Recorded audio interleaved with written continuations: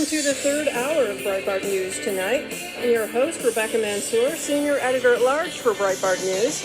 I'm joined this evening by the one and only John Hayward from our international news team. And we're broadcasting coast to coast. I'm in Los Angeles, our international headquarters, in the hometown of our founder, Andrew Breitbart.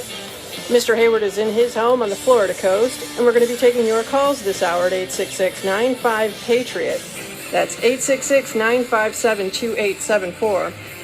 Well, Project Veritas has done it again. They got a leaked memo from within Facebook. A worker in Facebook shared this with them, and this leaked memo, or alleged leaked memo, since Facebook is denying that it's real, although this Facebook employee has a lot to back it up.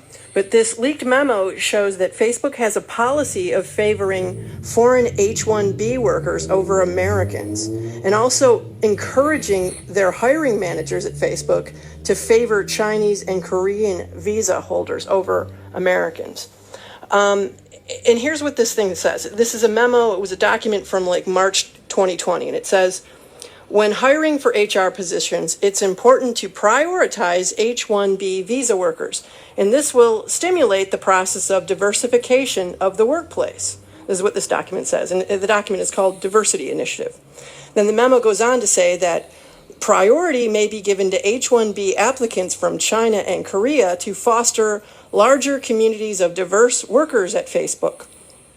And they note that although not mandatory, we recognize that the priority of H-1B applicants in favor of American applicants is for the greater good of company culture. Now, as I said, this document was leaked by a Facebook employee who also provided evidence of his employment in videos of Facebook workplaces to show that, hey, I really do work here. Okay. Now, a Facebook manager has said that the document is not, quote unquote, authentic. But if this is authentic, and is, this worker seems to indicate, this is actually quite serious. One attorney that Project Veritas interviewed actually stated that if this is actually being implemented against Facebook applicants from the United States, then this could be a problem under the Civil Rights Act and also the Immigration and Nationality Act, because the 1965 Immigration and Nationality Act bars corporate discrimination against Americans. Now, I want to bring in our next guest to discuss all of this. Our next guest is Kevin Lynn, who is the Executive Director of Progressives for Immigration Reform. Kevin, welcome to Breitbart News tonight. Rebecca and John, thanks so much for having me on. I'm always blown away when I listen to your show, Rebecca, because I focus on one aspect of all of what's going on in our body politic, and you are this expert on everything. So it's great to be here with you tonight. Well, thank you, Kevin. Now, tell us what you make of this. Now, you've worked, let our listeners know a bit of your background. You have worked in Sure. big tech, and so you know this issue from the inside. Right. I have, in my many work lives, I was a counterintelligence officer in the military for the whole decade of the 80s. I worked for Ross Perot for a couple years with United We Stand America, fighting NAFTA, GATT, and the WTO. I then worked for one of the big four accounting firms for several years, and I worked for large tax accounting firms. And during the dot-com era, I worked for two startup tech companies and was the interim CEO of another tech company. And through this whole time, it was really in 2008, I was on the executive board, interestingly enough, of the California Democratic Party. And I was at an event, and I spoke, and I looked out in the crowd, and I said, I've yet to see how more people are going to improve our healthcare delivery, our schools, our roads. I'm the son of an immigrant. When my mother came to this country, it was a good time for immigrants. It was a good time for native born. Everything was working because it was well regulated and restrictive. And boy, people just went bananas. There was one woman waving her cane around going, get them off stage. But interesting enough, other people found me through that, and we got together and created Progressives for Immigration Reform as a way to do outreach to those of my brothers and sisters left of the political divide and have a reasoned conversation on immigration. And what that led to eventually, I was one of the founding board members, and then just in 2008 and a few years ago, I took over as executive director. And it was about that time, and this is where we kind of triangulate on Facebook, when we started Progressives for immigration reform, when we looked at labor, we were looking at that lower end of the skill spectrum as being the most vulnerable. What we've come to realize, Rebecca and John, is that it is our skilled workers, are the skilled members of our productive class, the white-collar workers that are actually highly vulnerable. And they're highly vulnerable to these H-1B programs that you were just talking about. So that's why and from that we created U.S. Tech Workers.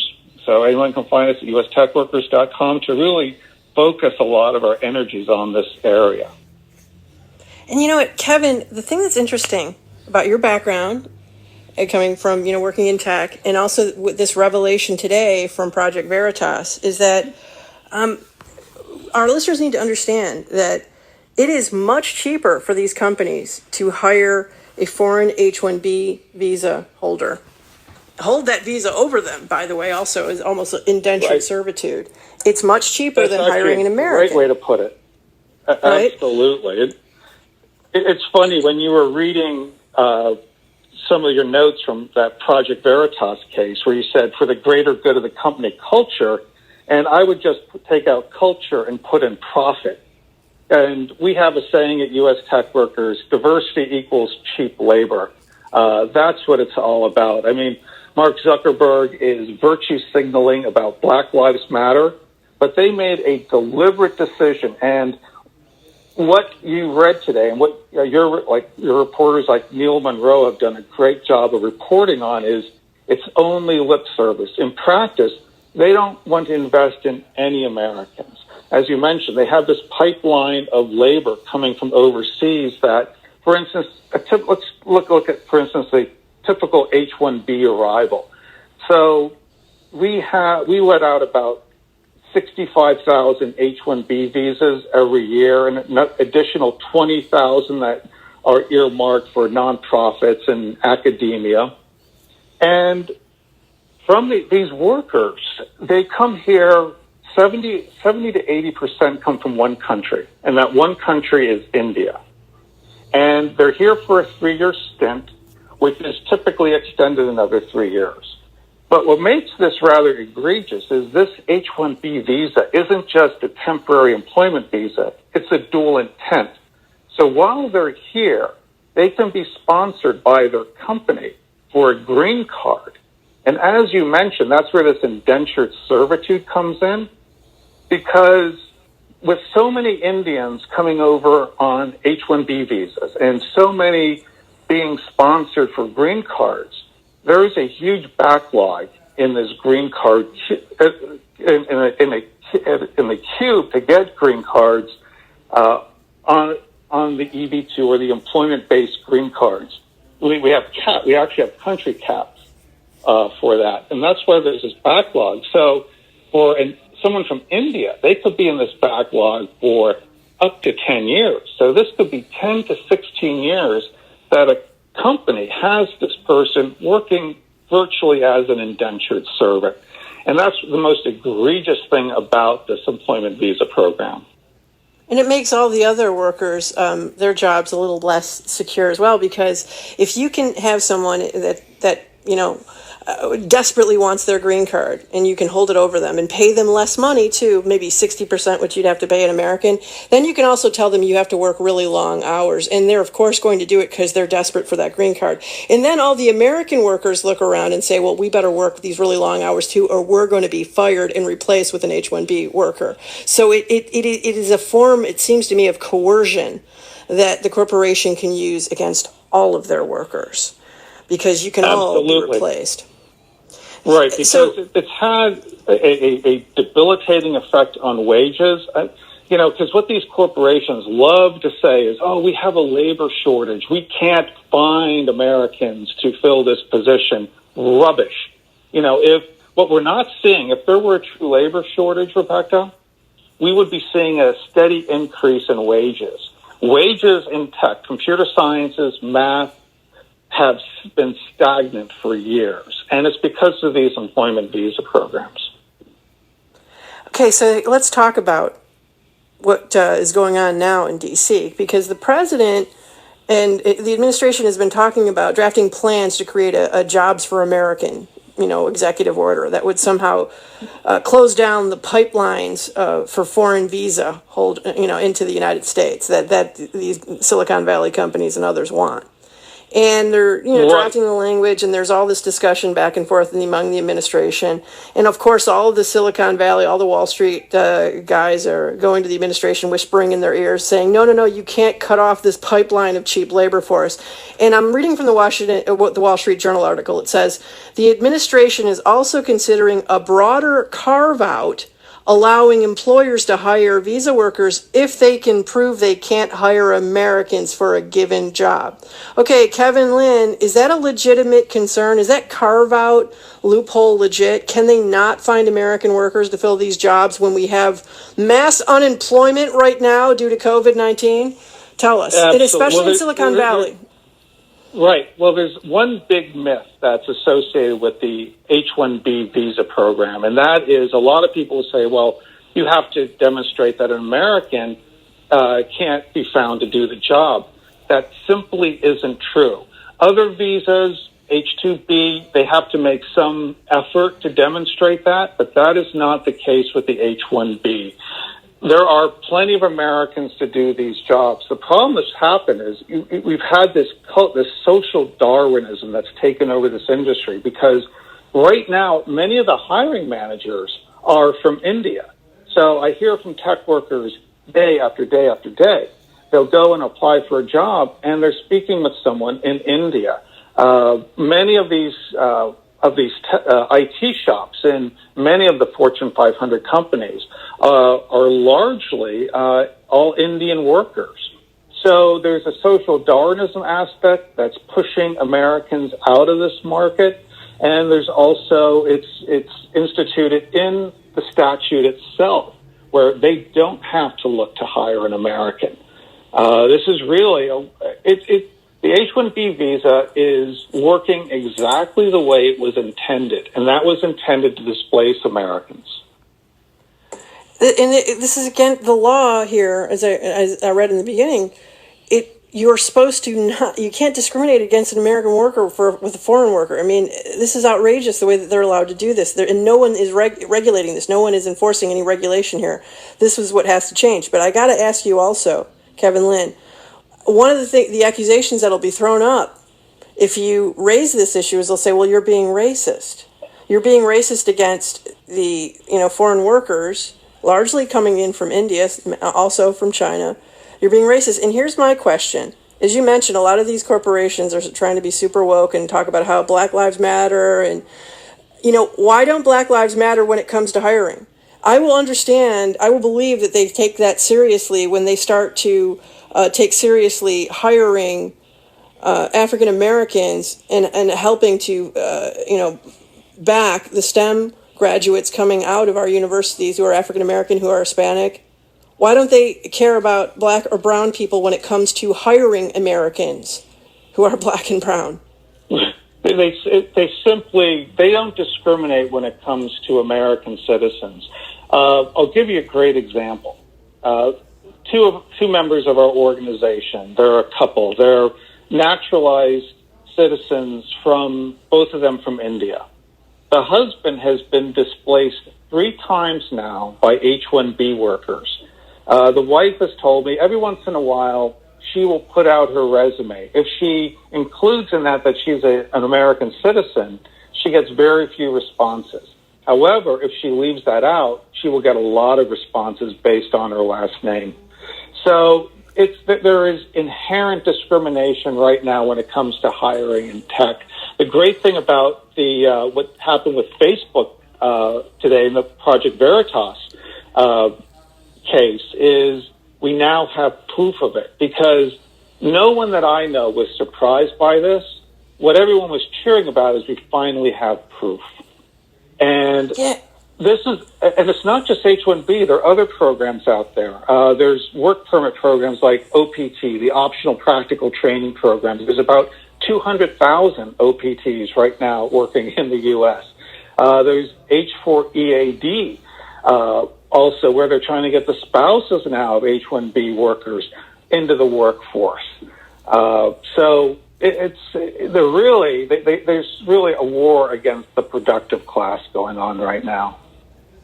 Now, and I love how you explained it. I mean, when you talked about the example of your friend who is an Indian American, and if she lists that she's a United States citizen on her resume, she doesn't get a call. But if she doesn't mention that, she'll get a call back just because of her name, her Indian sounding name. This isn't about, they're not racist. They're just, they're bigoted against Americans just based on money. This is all about money. It's like they can pay 60% for someone. Why would you pay 100% for someone when you could pay 60% and get the same service? Exactly. What I don't understand, Rebecca, is let's take a company, Anthem, for instance. It's a health insurance company, and they are highly profitable. Yet at the same time, what they're doing is forcing out their American workforce and replacing them with H-1B contractors from Indian consulting companies like Cognizant and Tata.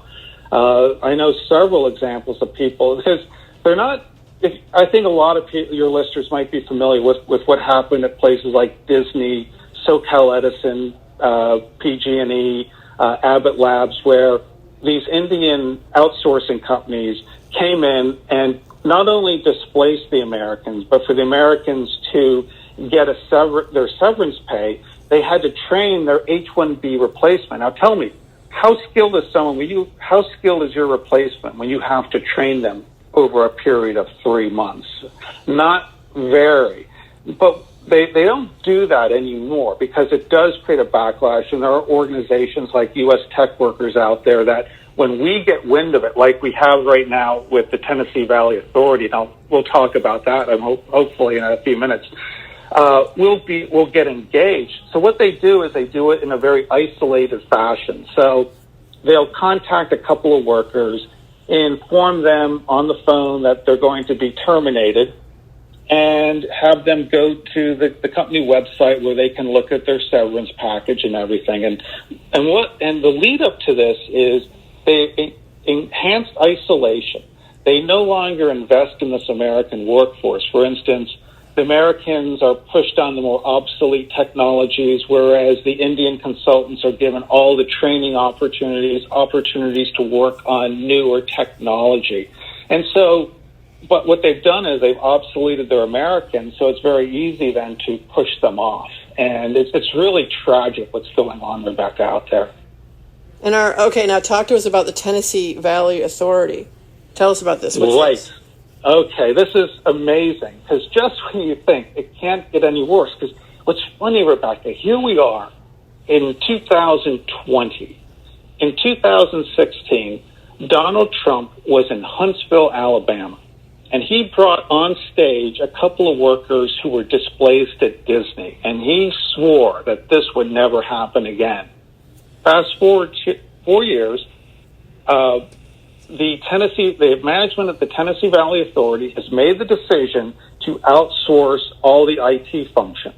So what they've on June 3rd, 64 employees were given pink slips with the plan to fire 125 others before the end of the summer. And there's 3 outsourcing companies, and they're the usual suspects. You have Capgemini, which is based in France, which is an H-1B dependent company. And what that means is more than 15% of their workforce are H-1Bs. Accenture, another H-1B dependent company, and CGI, another H-1B dependent company. Now, the great thing is we've got a great dialogue going with the workers down there, and they're holding demonstrations in front of the company headquarters in Knoxville, also the cities of Chattanooga. They're getting people energized about this. They really amped up their energy on social media. So more people are becoming aware of what's going on. So they're not taking it sitting down, which is the great thing. The Tennessee Valley Authority. Kevin, I just stuck on that. What is more iconic than the Tennessee Valley Authority? Exactly. The TVA was created to enhance that entire region, their economy, their infrastructure, their livability, to bring good middle-class jobs to that region. And this is what we're doing. And the thing is, what people are beginning to wake up to, Rebecca and John, is it's not just IT.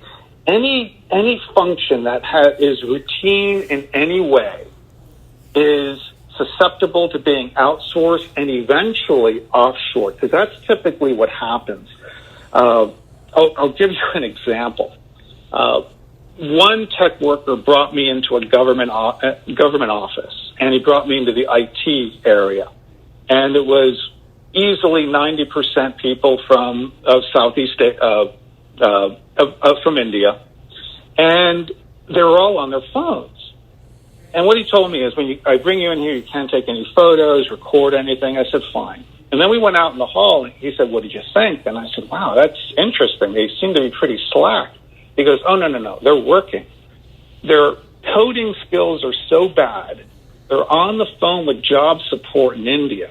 And the people in India are writing their code for them on their computers here in the United States. So for every H-1B we have here, we have 3 or 4 people supporting them in places like Hyderabad in India. And then eventually, a lot of these jobs get offshored altogether. Again, it's all about big, fat profits. It's not about, and it begs the question, what is an economy for if it's just a race to the bottom for the workers? It's amazing how you explain that, because essentially, yeah, it is. It's just sweatshop labor for big tech again. That's all it is. Mm-hmm. This is, I mean, they found another way to have sweatshop labor, race to the bottom.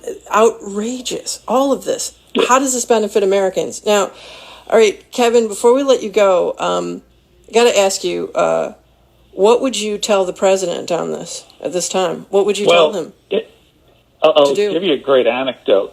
I was speaking with one of the workers at the Tennessee Valley Authority, and someone from management said to her, for this decision to be reversed, an order would have to come from the highest authority.